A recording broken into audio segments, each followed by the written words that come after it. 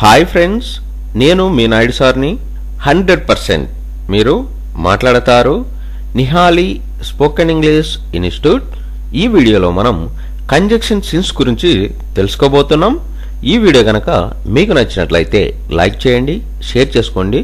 మీరు గనక మన నిహాలి స్పోకెన్ ఇంగ్లీష్ని మొదటిసారి చూస్తూ ఉన్నట్లయితే తప్పకుండా సబ్స్క్రైబ్ చేసుకోండి.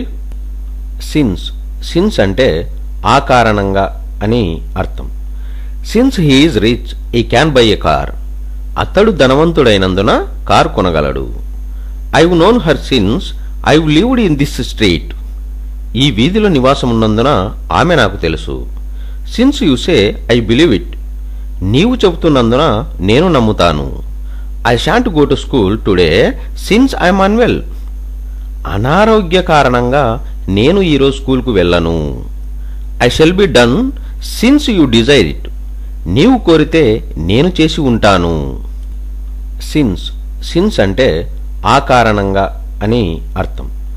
Since he is rich he can buy a car. అతడు ధనవంతుడైనందున కార్ కొనగలడు.